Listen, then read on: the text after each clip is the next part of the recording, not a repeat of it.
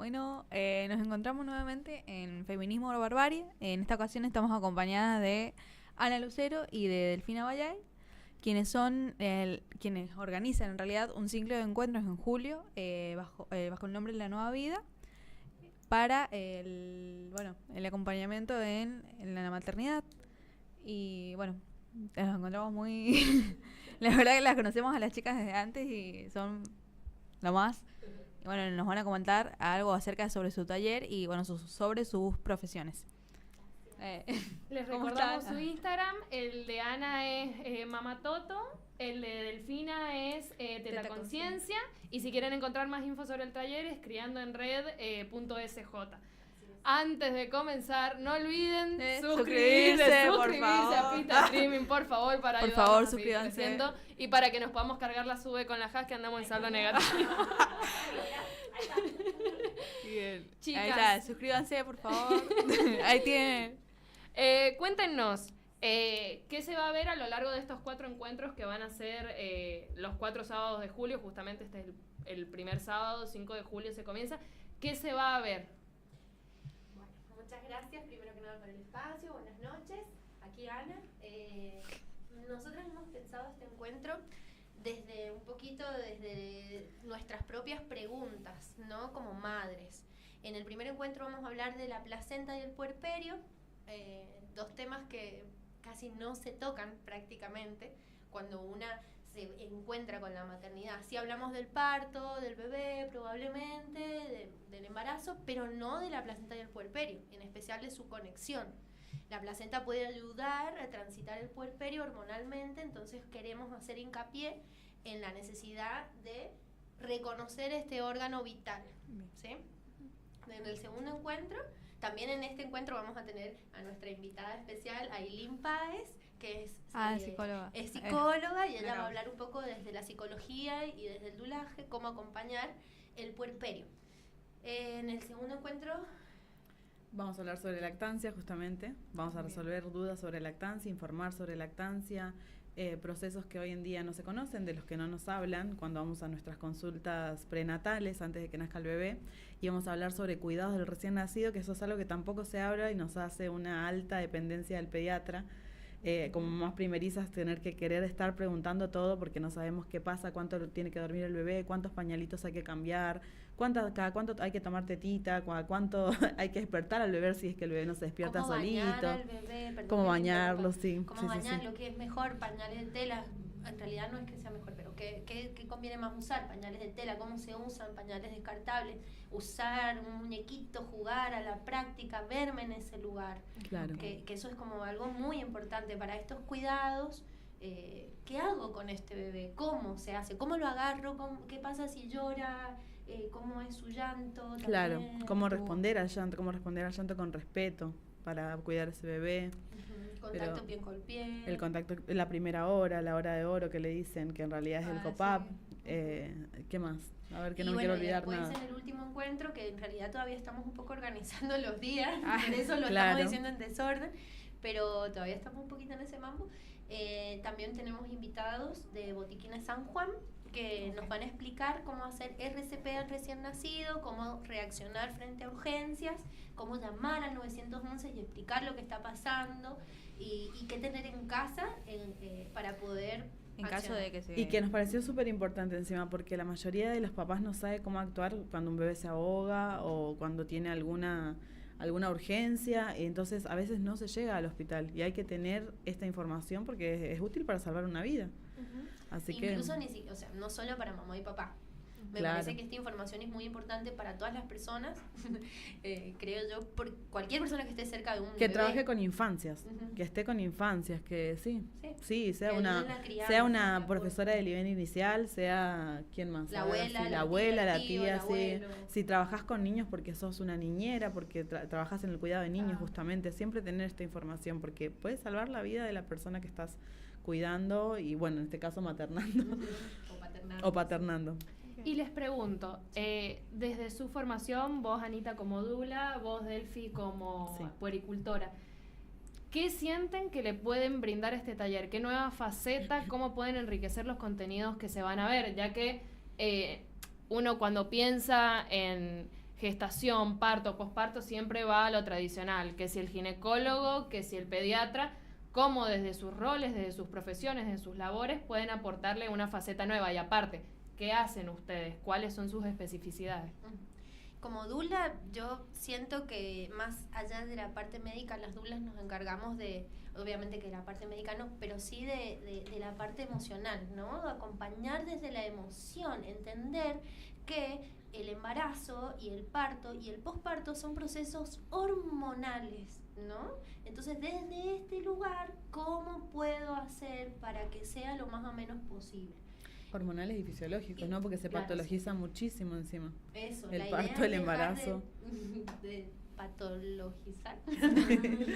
Sí. Y poder brindar tal vez otras herramientas un poquito más emocionales, de contención también. Es práctico, ¿no? Es práctica, tener esta práctica del pañal, de cómo sostener al bebé, de cómo respirar, qué pasa si llora, papá puede también mecerlo, papá también, es importante el contacto piel con piel. Y darles un poco de esa información. Otra cosa que me gustaría aclarar es que este espacio está pensado sí o sí para mamá y acompañante, porque siempre se educa o siempre se le enseña a la mamá cómo tiene que respirar, cómo tiene que parir, cómo tiene que ser madre, pero ¿y el resto qué?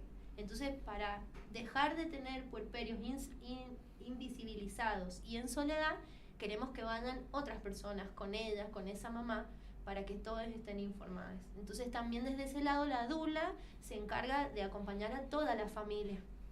Y eso es lo que queremos brindar, un acompañamiento integral. No solo hablar de evidencia científica, sino también de la emoción, de qué más puedo hacer además de... ¿De qué cambia también con la maternidad? Porque creo que es algo que estuvimos hablando antes, acerca de por ahí duelar quién fuiste antes de ser mamá, porque es algo que se ignora muchísimo. Sí, creo que es como también, como decía Ana, ver la triada, que es mamá, papá y bebé, como un todo. Que ese papá tiene emociones, que esa mamá tiene emociones y que el bebé también tiene emociones. Justamente, bueno, por ejemplo, de mi lado de la puericultura, se nos enseña mucho a las pueris, o por lo menos donde yo me formé se me enseñó muchísimo sobre perinatología, que hoy en día no existe la perinatología, que es ver a mamá y a bebé primero como un todo, como uno solo. Obviamente, como esto está naciendo, recién se está gestando, mucho no se incluye al papá, lamentablemente. Pero hoy en día tampoco se ve a la mamá y al bebé como un todo, bueno, el otro día hablaba con una mamá que ella estaba, por ejemplo, preocupada porque quería estar todo el tiempo con su bebé. O sea, imagínense cómo nos chipean a las mujeres. En su momento teníamos que estar en casa porque así lo había decidido el sistema, así lo había decidido la biopolítica, y hoy en día tenemos que estar en casa y afuera. Entonces, querer estar con el bebé es algo súper raro para la sociedad. ¿Por qué querés estar con el bebé? ¿Estás mal de la cabeza? ¿Por qué? Ay, loca, andate, tipo, ya está, dejalo al bebé ahí y seguí tu camino. Y eso son cosas que vamos a charlar, porque tienen que ver con el puerperio inmediato también. Porque hay un puerperio inmediato y uno tardío también. Eso justamente lo charlábamos, ¿no? Que el puerperio puede durar hasta 5 años. En algunos casos, sí. Hasta 5 o 10 años. He escuchado 10 años. El fisiológico y el puerperio psicológico también. Psíquico y emocional, porque esa mamá, la transformación que sufre, ¿no? Porque es una transformación y sí se sufre muchas veces. No siempre se ve como nos los mostraron, para que bueno, como se mostró, se romantizó, se creó una, como vos decís, una maternidad rosa. En el imaginario colectivo en sí no está como la mamá, una mamá débil o una mamá enojada, que... No, frustrada. Siempre es una mamá recta, muy... Sí, no, o sea, yo creo que este taller es muy interesante, muy importante, porque aborda esta parte psicológica y social que nadie te cuenta el parto, porque realmente poder llevar a cabo una maternidad, y nosotras ni siquiera nos hemos embarazado nunca, pero poder llevar a cabo, por experiencias también que he escuchado, esto de poder llevar a cabo una maternidad constante, estar como vos quieras con tu niño, con tu bebé, es realmente un privilegio hoy en día. Hoy en día es un privilegio. Tenés un montón de demandas que te alejan de eso. Y no solo eso, se espera que la mamá sea esa mujer en realidad. Excelente. Porque que no sea... que sea mamá, pero que a la vez hayas parido, pero que no se te note que hayas parido, porque no se te tiene por qué notar la cesárea, o la pancita, o las estrías, y que no se te noten las ojeras, por favor, ponete de coso, un poco de corrector, y que no se vaya a notar que no estás durmiendo. Recibir a las visitas. Claro. Estar de buen humor. Sí. Y que no se te vaya a bajar la libido, chicas, por favor. El hombre va a estar insatisfecho. Claro. Yo creo que es muy importante eso que decían con esta transformación, justamente en la mujer hay un cambio. Tal vez sí. Radical. Claro, hay un cambio. Algo cambió, no va a ser lo mismo que antes. Y bueno, es muy interesante. Es un punto de inflexión. O sea, totalmente disruptivo. O sea, desde el momento de que somos mamás, cambia todo, absolutamente todo. Y una de las cosas que hace que cambiemos sí o sí, de lo que vamos a hablar justamente en el taller, en el tema de puerperio, es de la matrescencia, de cómo cambia nuestro cerebro. Nuestro cerebro cambia para siempre cuando somos mamás. Nunca más volvemos a ser esa mujer que éramos antes. Sí, volvemos a hacer ejercicio, tal vez a ponernos un poco más bonitas o a sentirnos más bonitas. Es una reconstrucción de la psiquis. Pero hay que, psiquis exactamente. se rompe y volvés a reencontrarte con vos misma, a reencontrarte con tu cuerpo, con un nuevo cuerpo, con un cuerpo de un ser diferente, el cual depende por completo de vos. Entonces, la sociedad tiene que entender a este cambio y a esta ruptura en la psiquis de la mujer para poder acompañar y sostener desde el amor y el respeto. Entonces, de eso queremos hablar. ¿Cuánto puede cambiar? La vida entera va a cambiar. Cambia Bien, total, y 100%. vinculado a eso, justamente, ¿cómo piensan que su profesión ha intervenido en su percepción o en su percepción sobre la maternidad? ¿Cómo cambió? Es Porque como inversa, bueno, en mi caso es inversamente proporcional. O sea, la profesión enriquece la maternidad y la maternidad la profesión. Porque empecé a estudiar puericultura porque fui mamá. Se cruzan, sí, se recruzan. Porque, bueno, empecé a estudiar porque tuve muchas dificultades para aprender a mi bebé a la teta. Mi bebé no tomaba bien, se puso amarillita porque no tomaba bien. O sea, todas esas cosas que no te explican, le agarraban picos de hipoglucemia, entonces se dormía por mucho tiempo. Al estar dormida por mucho tiempo, no tomaba teta, empezó a bajar de peso y lo primero que me pasó en consulta con pediatra fue que no me preguntó todas estas cosas, ni me informaron, nadie me informó sobre todas estas cosas. Fue, dale fórmula, tu teta no le llena. Y yo como, encima de eso, te sentí fallada, como que no funciona. Lo único que tenía que hacer bien era alimentar a mi bebé y no lo estoy haciendo. ¿Cómo no voy a poder alimentar a mi hijo? Y ahí que igualmente entra esto también que siempre se habla y que veo que hay mucho, porque la industria de la fórmula hizo mucho marketing y un muy buen marketing, la verdad, felicitaciones, porque es increíble. Pero que no, obviamente nadie es menos mamá por no lactar. Y ninguna mamá debería lactar si no lo desea. Eso también, porque hay que hablar desde el deseo, porque esa mujer no tiene por qué, o sea, es su cuerpo, no deja de ser su cuerpo. Pero cuando una mamá desea lactar, que te digan que tu leche no sirve, que tu teta no sirve, que tu pezón no sirve, es horrible. Y lo que te degrada como mamá, como te sentías en ese momento, es horrible. Entonces, fue esto lo que a mí, por ejemplo, me motivó como mamá a estudiar. Y desde el estudio, o sea, desde la puericultura, entender a las mamás. Porque hay un montón de cosas que yo no entendía que le pasaban a las mamás hasta que empecé a estudiar la fisiología, cómo cambia el cerebro, cómo cambia el cuerpo, hasta todo, hasta tu pezón, se te pone oscuro. También entender a las mamás y también entenderte a vos. Porque en algún punto te señalaron, te dijeron, che, no, vos no estás alimentando a tu bebé. Me hace acordar muchísimo a mi mamá fue, mi hermana, yo tengo 21. Tengo 21. Y mi hermana tiene 10. Y mamá fue con 38, 39 años y le pasa eso, que le dicen como, no, tu teta no la alimenta. Y se sintió sumamente mal. Sí, mi mamá entró en un episodio medio depresivo porque pensaba que era por su edad, porque ella era grande para ser mamá. Y se lo dijeron así. O sea, yo decís, qué feo que te digan esto porque no hay cuidado. Es que no tienen ni tacto para decir las cosas porque están tan enfriados. Tu cuerpo, su vida está fría, que yo entiendo que es un mecanismo de defensa frente a todo lo que viven, la cantidad de muertes, la cantidad de vida y todo lo que viven las personas del sistema de salud. Es obvio que en algún punto tienen que defenderse, pero esa defensa no tiene que hacer que pierdan la humanidad y la empatía. Es una forma casi quirúrgica de ver a todo este proceso. Yo entiendo que debe ser muy difícil, pero justamente busquen herramientas, busquen psicólogos, busquen ayuda, busquen otras formas para poder comunicarse con las personas, porque pueden arruinar la psiquis de una mamá, de un bebé y de toda una familia. Y no solo eso, muchas veces la lactancia no está frustrada, simplemente hay que ponerle un poquito más de amor e información, que más que nada información, y la mamá fluye y después encuentra todo ese poder en su teta, en decir, yo puedo hacer esto y es maravilloso y puedo alimentar a mi bebé. Y no solo eso, con la lactancia se salvan vidas, eso no se habla nunca. Y encima está muy penado porque, como te digo, siempre entran estas defensoras de la fórmula. Chicas, o sea, ay, no, eso quería podemos- contar. Esperen un No, cachito, un chivo. Es que voy a tener que cambiar sí o sí el nombre de mi Instagram, porque Instagram me censura la palabra teta y no me está dejando crecer, chicas.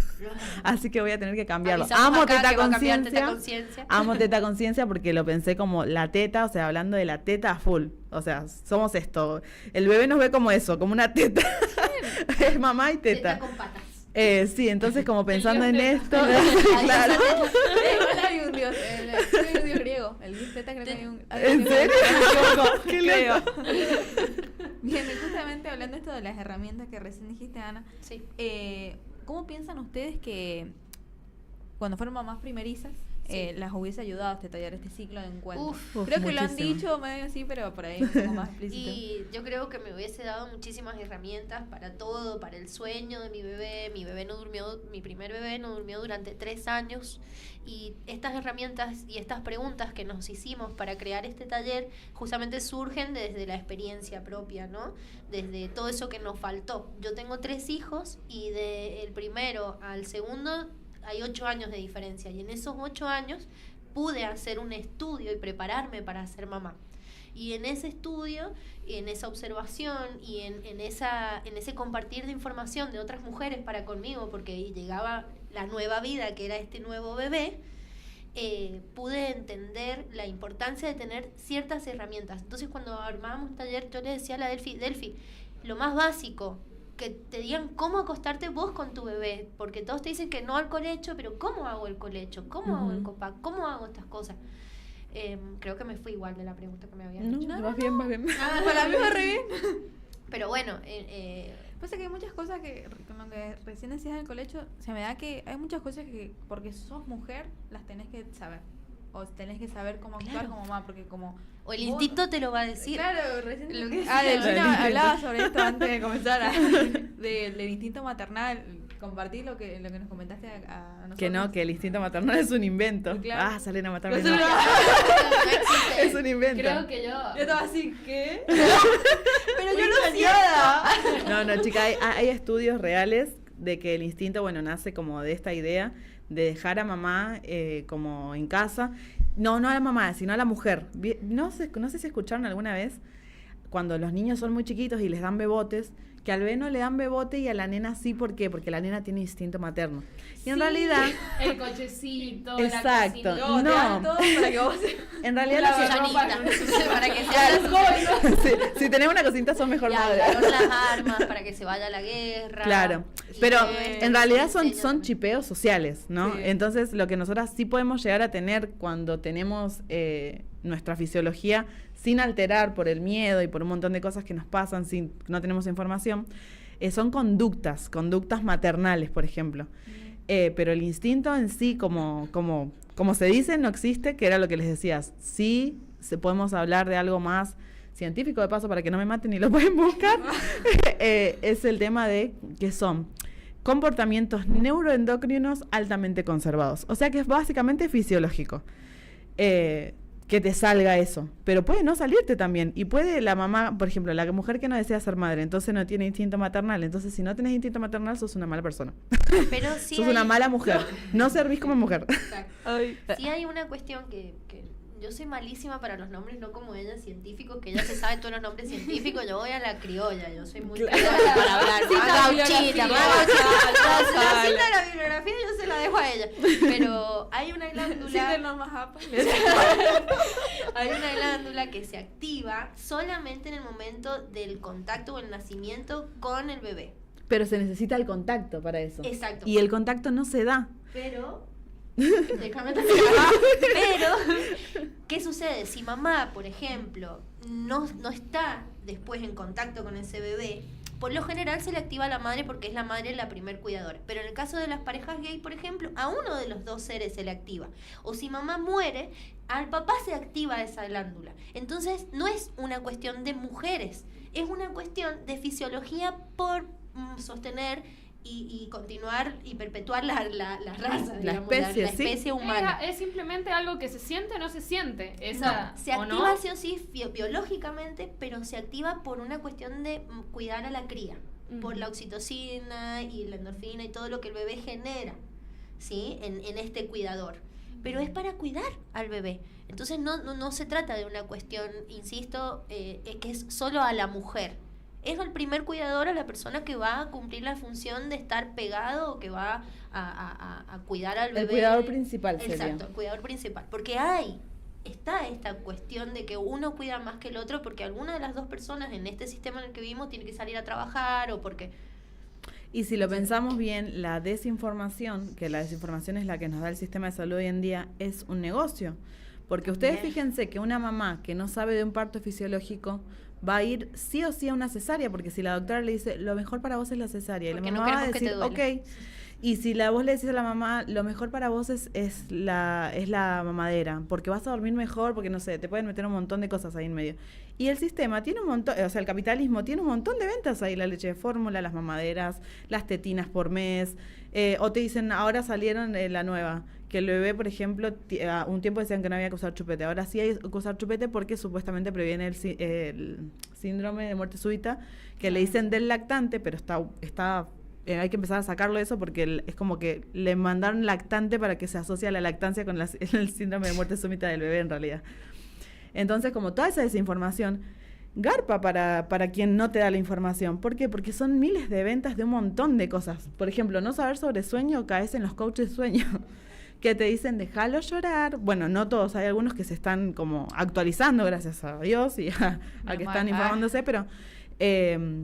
o sea, ahí te dicen, déjalo llorar al bebé para que aprenda a dormirse solo. No, el bebé no aprendió a dormirse solo. Al bebé lo que le pasó es que estaba tan estresado y con el cortisol tan alto que se dio cuenta que nadie iba a venir a responder por él y se durmió. No se durmió porque vos le estás enseñando a dormir llorando. O sea, de esas cosas son las que vamos a hablar, que hay mucho mito, mucha desinformación. Sí, ese mito me hace acordar muchísimo que dejé llorar a los bebés para que le crezcan los pulmones.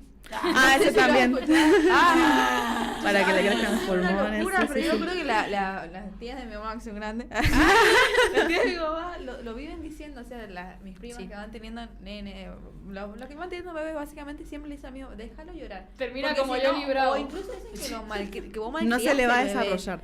Y sí. que te lo malcriás y que que los te bebés te manipula el manipulan. no, te va a manipular. Creo que hay que como sociedad empezar a entender, y lo vamos a hablar un montón en el taller y vamos a romperles el coco con esto. El hábitat del bebé es el cuerpo de su mamá o de su papá, bueno, con quien esté. El hábitat natural del bebé es estar con mamá o papá, es estar pegado. El bebé no se entera, o sea, nació, pero ¿cuándo empieza a enterarse ese bebé que nació? Estuvo 9 meses, como que no asociamos esto, que el bebé estuvo 9 meses alimentado constantemente, en una temperatura perfecta, ideal, en un mundo de agüita, que le hacía cariñito esa agüita, y sale con frío, luces, voces ajenas, todo. Enfrentarse al capitalismo. Jamás tuvo hambre y va a sentir por primera vez el hambre. O sea, algo que para nosotros es normal, sentir que nuestra panza nos ruge, no nos molesta porque ya sabemos cómo es. Pero imagínense a alguien, un nuevo ser que no conoce esa sensación, no sabe lo que es que te ruja la panza, que se te muevan todos los intestinos porque tiene que salir la primera caca. Todas esas cosas que le van a pasar al bebé no son consideradas que, y de hecho, lo único como que eso se pasa y se calma es con el contacto piel con la mamá. Exacto. Entonces, porque justamente la mamá es su hábitat natural, como dice mi compañero. Fíjense lo poco que se considera a los bebés, que hoy en día hasta se promociona pelarlos y ponerle aritos a las nenas. Y vos a la que te viene a decir, ay, ¿no le vas a poner aritos a tu nena? Y vos tenés yo pregunto siempre, ¿vos tenés un nene? Sí, ¿le pusiste aritos? No. ¿Y por qué a la nena sí? Ay, pero no siente dolor. O que los pelen, por ejemplo, con este pleno invierno, un frío, porque hay mucho mito. Entonces todo eso vende, la falta de información vende. Al bebé sí le duele el arito, como le duele la vacuna de la BCG, como le duele la inyección de vitamina K, como te duele a vos. O sea, no sé cómo se debe. Yo me animo a ponerme un arito en la nariz.